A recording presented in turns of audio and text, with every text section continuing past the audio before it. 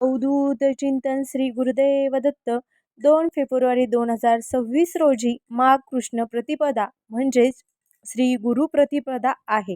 हा दिवस दंत संप्रदायात सर्वात मोठा आणि सर्वात पवित्र सण मानला जातो. याच दिवशी भगवान श्रीहरी नरसिंह सरस्वती स्वामी महाराजांनी गाणगापूर येथे आपल्या निर्गुण पादुका ठेवून श्री शैलगमन केले होते.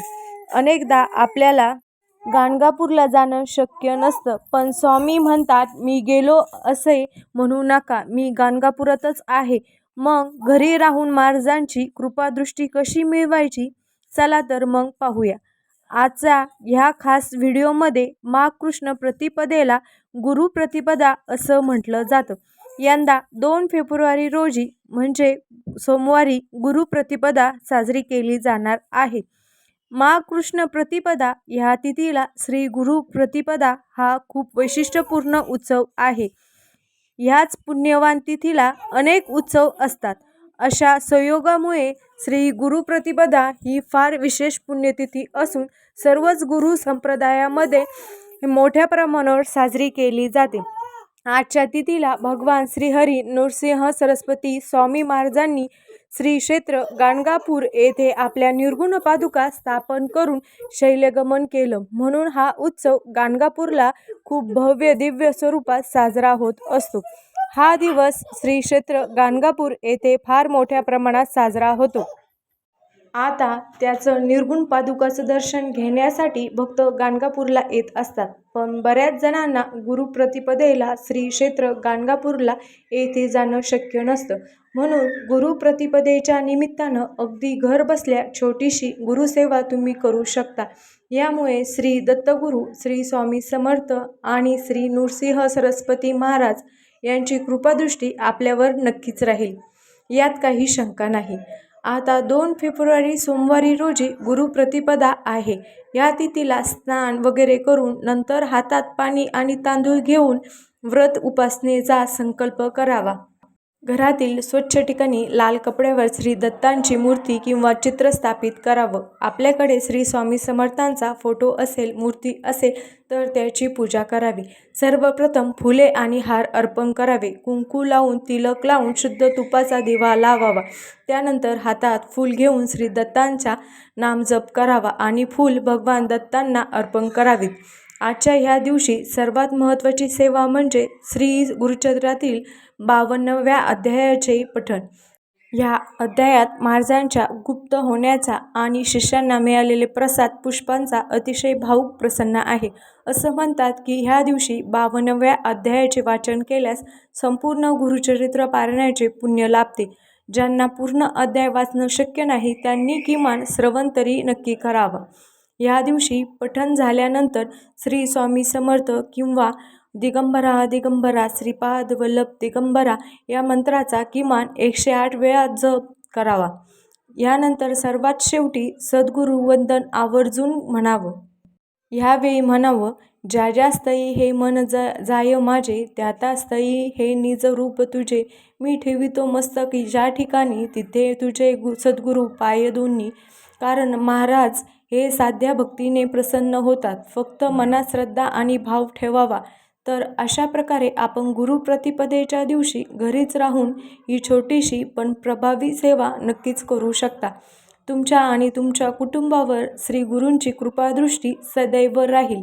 या दिवशी अगदी काहीही जमलं नाही तर श्री दत्तगुरूचे नामस्मरण, श्री स्वामी समर्थ यांच्या मंत्राचा जप आणि गुरुचरित्रातील 52व्या अध्यायाचे पठण आवर्जून करावं. यामुळे आपल्याला सेवेचं, श्रद्धेचं, उपासनेचं संपूर्ण प्रभावी फळ मिळतं आणि संपूर्ण गुरुचरित्र पारायण करण्याचं पुण्यसुद्धा लाभतं असं म्हणतात. आणि बऱ्याच जणांचे अनुभव आता 52व्या अध्यायात काय सांगितलंय तर शिष्यांना प्रसाद पुष्पाची प्राप्ती कशी होते हे सांगण्यात आलं.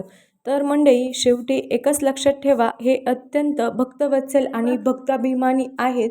त्यांना सोनं चांदीचे दागिने किंवा खूप मोठा धामडोल नको असतो. त्यांना हवी असते ती केवळ तुमची श्रद्धा. भगवान श्री नृसिंह सरस्वती स्वामींनी 52व्या अध्यायात स्पष्टपणे सांगितलंय की मी गेलो असे समजू नका. मी भक्तांच्या घरीही राहतो असं समजा. त्यामुळे तुमची ही तोडगी मुडगी पूजा, एखादे फूल किंवा अगदी डोळ्यातील 2 थेंब पाणी हे सुद्धा ते अतिप्रेमाने स्वीकारतात. श्रद्धेने दिलेली एक हाक ही हजारो मंत्रापेक्षा शक्तिशाली असते. या मंगलमय गुरुप्रतिपदेला आपल्या घरात सुख, शांती आणि समाधान नांदावं यासाठी तुम्ही हा विशेष उपाय नक्की करून पहा. गुरुप्रतिपदेच्या दिवशी श्री दत्तगुरूंना किंवा स्वामींना 2 पिवळी फुलं आवर्जून अर्पण करा. त्यातील एक फूल पूजा झाल्यावर प्रसाद म्हणून आपल्या तिजोरीत किंवा पाकिटात ठेवा. यामुळे वर्षभर भरभराट राहण्यास मदत मिळते. शिवाय गाणगापुरात माधुरीकरीला खूप महत्त्व आहे. जर तुम्हाला गाणगापूरला जाता आलं नाही तर आजच्या दिवशी घरी बनवलेल्या अन्नाचा काही भाग एका गरजू व्यक्तीला किंवा गायीला नक्की द्या. हे प्रत्यक्ष श्री गुरूंना अन्न दिल्यासारखं आहे. एवढंच नाही तर संध्याकाळी घरच्या मुख्य उंबऱ्यावर हळद कुंकू वाहून एक तुपाचा दिवा लावावा. यामुळे घरातील नकारात्मकता दूर होऊन महाराजांचे चैतन्य घरात प्रवेश करते असंही मानलं जातं. शिवाय आजच्या दिवशी जमेल तेवढा वेळ श्री स्वामी समर्थ मंत्रांचा मानस जप करा किंवा आपण श्री दत्तात्रयाच्या मंत्राचा जप करू शकता.